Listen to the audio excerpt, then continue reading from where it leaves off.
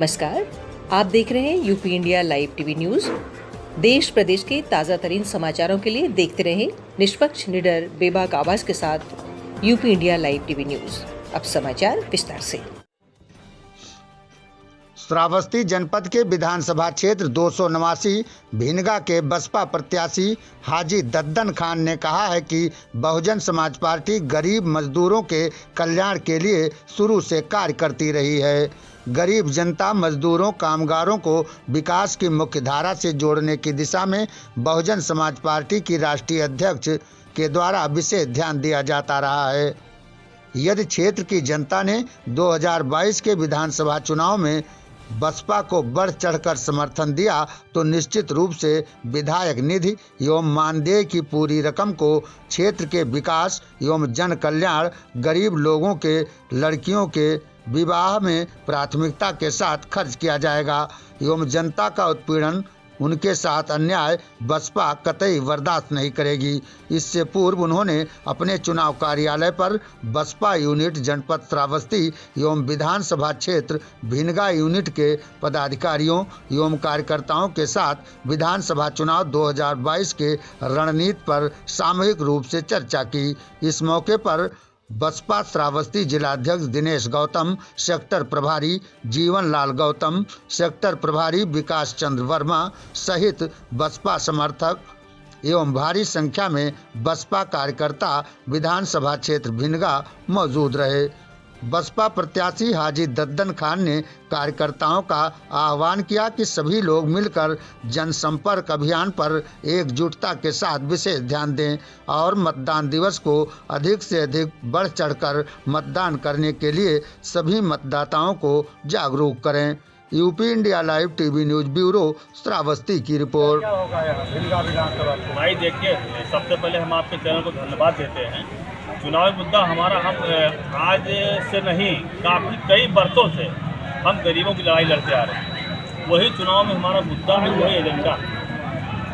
अगर हमारे किसी भी गरीब कार्यकर्ता या हमारे साथ जो भी विधानसभा के अंतर्गत लगे जितने भी हमारे कार्यकर्ता, इनका अगर किसी प्रकार का चाहे थाने का मामला होगा, तहसील का मामला होगा या कोई इनके ऊपर बड़ा आदमी अत्याचार करेगा तो उनसे हर स्तर पर निपटने का हम प्रयास करेंगे और थाने पे जो मामला होगा हम उसी थाने पे, उसी दरी पे इनके साथ बैठने का काम करेंगे। क्षेत्र में जो समस्याएं हैं उसके लिए आप क्या करेंगे? देखिए, क्षेत्र में चूँकि हमारा जनपद श्रावस्ती बहुत पिछड़ा हुआ, इसके लिए हम लोग अभी इस बार जो फैसला लिए हैं, बहन कुमारी मायावती के साथ गए हैं, उन्होंने हमसे भरोसा करके प्रत्याशी बनाया है और इस बार हम लोग का पूरे प्रदेश में बहुजन समाज पार्टी की हवा चल रही है। इस तरीके से समाजवादी पार्टी की टिकट वितरण को लेकर के तमाम आर्थिक विधान लेकर के उसमें सीधा बहन कुमारी विकल्प के रूप में सारे लोग बहन कुमारी मायावती दिख रहा हो, फूल बहुमत की सरकार बनेगी और जितने भी जो विकास का काम रहेगा। जिंदाबाद जिंदाबाद, दद्दन भैया जिंदाबाद जिंदाबाद जिंदाबाद, कुमारी मायावती जिंदाबाद जिंदाबाद जिंदाबाद, कुमारी मायावती जिंदाबाद जिंदाबाद जिंदाबाद। सरकार की तरफ से तनख्वाह से लेकर जो भी व्यवस्थाएं हमको मिलेगी उसमें से अपना हम जरूरी खर्च रोक करके तमाम से गरीब लड़कियों की शादी है, तमाम गरीब ऐसे जो हमारे क्षेत्र में पड़े जिनका इलाज नहीं हो पा रहा, उस पैसे को हम उस पर खर्च करें।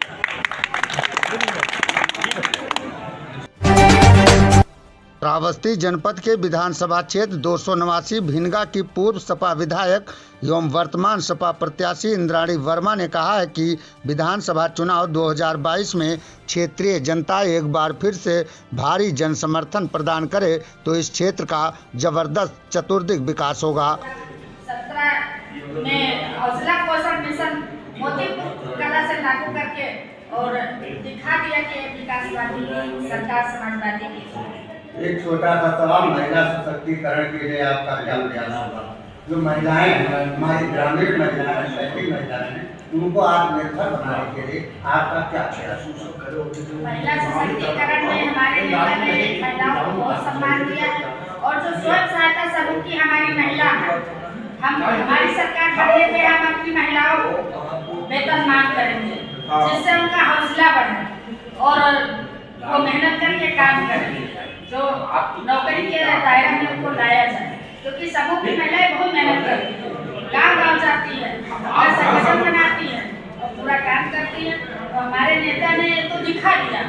महिलाओं का सम्मान केवल समाजवादी पार्टी में है। एक गरीब किसान की बेटी को 289 बिंगा से विधानसभा का प्रत्याशी बनाया, तो आप सब लोग नहीं देखे कि किसान की बेटी, एक गरीब किसान की बेटी आपके बिंगा 289 की प्रत्याशी बनी है। तो ये मेरा सम्मान नहीं है, मेरे किसानों का सम्मान है। श्रावस्ती जनपद में विधानसभा सामान्य निर्वाचन 2022 की तैयारियों के मद्देनजर पुलिस अधीक्षक श्रावस्ती अरविंद कुमार मौर्य के द्वारा कई विद्यालयों का भ्रमण कर सभी व्यवस्थाओं का जायजा लिया गया। प्राप्त जानकारी के अनुसार पुलिस अधीक्षक श्रावस्ती अरविंद कुमार मौर्य के द्वारा थाना गिलौला क्षेत्र अंतर्गत राम लोटन महेश दत्त इंटर कॉलेज, भिखारीपुर थाना गिलौला, वेद प्रकाश इंटर कॉलेज थाना गिलौला, गायत्री इंटर कॉलेज रैमुनिया थाना गिलौला आदि का भ्रमण कर मूलभूत सुविधाओं सुरक्षा व्यवस्था का जायजा लिया गया।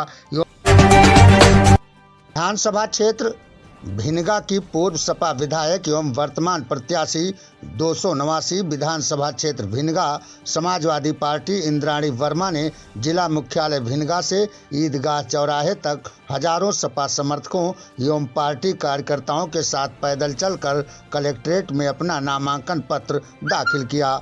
उन्होंने नामांकन से पूर्व अपने चुनाव कार्यालय पर हजारों समर्थकों को संबोधित किया और सभी से अपने दायित्वों का कुशलतापूर्वक निर्वहन करते हुए क्षेत्रीय जनता को अधिक से अधिक मतदान करने की दिशा में जागरूक करने की जोरदार अपील की। इस मौके पर समाजवादी पार्टी श्रावस्ती के समस्त पदाधिकारीगण एवं सपा कार्यकर्ता सहित सपा जिला अध्यक्ष श्रावस्ती सर्वजीत यादव, सपा लोहिया वाहिनी के जिला अध्यक्ष इंद्रदेव गुप्ता, कृष्णा पटेल, सपा महिला मोर्चा श्रावस्ती की समस्त पदाधिकारी कार्यकर्तागण, कुबेरनाथ चौधरी, रजनीश चौधरी, सपा जिला अध्यक्ष सहित राम अभिलाष यादव आदि उपस्थित रहे। UP India live TV news bureau Shravasti की रिपोर्ट।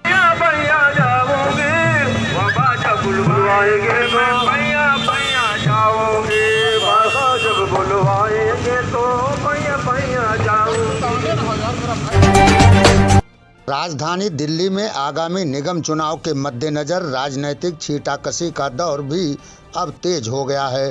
राजनीतिक पार्टियों के आरोप प्रत्यारोप की कड़ी में रविवार को आम आदमी द्वारा भारतीय जनता पार्टी के विरुद्ध निकाली गई जन आक्रोश यात्रा भाजपा शासित एमसीडी पर भ्रष्टाचार के आरोप लगाते हुए जमकर नारेबाजी की गई।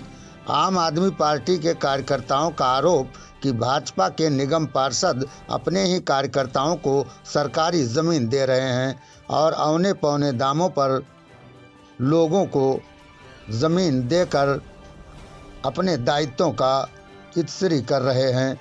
प्रदर्शनकारी कार्यकर्ताओं ने कहा कि एमसीडी में भाजपा की जमीन खिसक रही है, लिहाजा भारतीय जनता पार्टी के द्वारा इस तरह का हथकंडा अपनाया जा रहा है। UP India live TV news के लिए नई दिल्ली ब्यूरो प्रभारी अनिल वर्मा की रिपोर्ट। और यहाँ तक कि अब जो भाजपा की पार्षद जो मंजू खंडेलवाल जी है, उन्होंने सरकारी जमीन 50 करोड़ की अपने पति को फ्री में दे दी।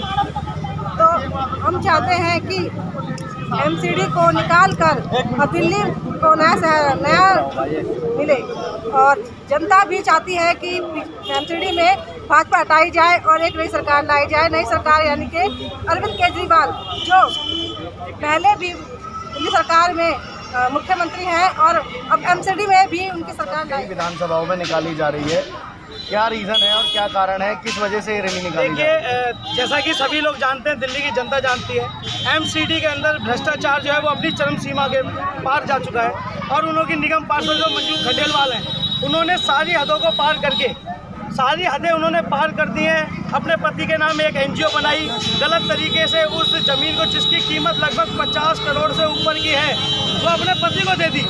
ये बहुत ही शर्मनाक वाक़या है और एमसीडी को पता है कि हम सत्ता से जा रहे हैं, इसीलिए वो जाते जाते सारी ज़मीनों को बेच रहे हैं, चाहे वो पार्किंग हो, चाहे वो सिनेमा हॉल हो, चाहे वो स्कूल हो। और अब ये नया वाक़या आया है, मंजू खंडेलवाल जी ने अपने पति को जो 50 करोड़ की ज़मीन दी है फ्री में अलाटमेंट करा दी है। इसके विरोध में आज 272 वार्डों के अंदर आम आदमी पार्टी पुरजोर तरीके से ये यहाँ पर जन आक्रोश यात्रा निकाल रही है। हम लोगों तक जा रहे हैं, ऐसे पर्चे हम लोगों को दे रहे हैं, उनको बता रहे हैं कि किस प्रकार एमसीडी का भ्रष्टाचार जो है वो अपनी चरम सीमा पर। सर अपना परिचय दें पहले। मैं विजय कुमार, यहाँ का वार्ड ओबीसी के अध्यक्ष विधानसभा के। विजय जी, आज ये जो रैली निकाली जा रही है, विरोध आक्रोश रैली जो है, उसका क्या उद्देश्य है और क्यों निकाली जा रही है? इसका उद्देश्य ये है भाई साहब, इन्होंने भाजपा वालों ने जब से इनकी 15 साल से गवर्नमेंट है, कौड़ियों के भाव ज़मीन, जो अरबों की ज़मीन थी उसको कौड़ियों के भाव में अपने ही रिश्तेदारों को बेच दिया। हर एक निगम पार्षद ने तो हद ही पार कर दिया, 50,000 करोड़ की ज़मीन फ्री में अपने पति की संस्था को दे दी है। तो अगर मांग क्या कर हमारी मांग ये है, ये ज़मीन हमारी है, सरकार की ज़मीन है, तो सरकार के ही कुछ ना कुछ उसमें पब्लिक के लिए यूज में लाई जाए, जिसमें कि हॉस्पिटल है, कोई शौचालय है, पब्लिक उसके लिए यूज की जाए। तो ये रैली कब तक चलेगी? ये रैली जब तक चलेगी जब तक हम वो ज़मीन वापसी नहीं दिलवा देते, और पब्लिक के लिए हम ये लड़ाई लड़ते रहेंगे। ठीक है। राजधानी दिल्ली के रोहिणी इलाके में हुई बड़ी सड़क दुर्घटना। एक डंपर ने एक बाइक सवार शख्स को कुचला। मिली जानकारी के अनुसार बाइक सवार शख्स की मौके पर हुई मौत। सड़क दुर्घटना के बाद डंपर चालक हुआ मौके से फरार। मृतक को नज़दीक के संजय गांधी अस्पताल में कराया गया भर्ती। साथ ही पुलिस ने डंपर चालक को कुछ समय बाद कर लिया गिरफ्तार।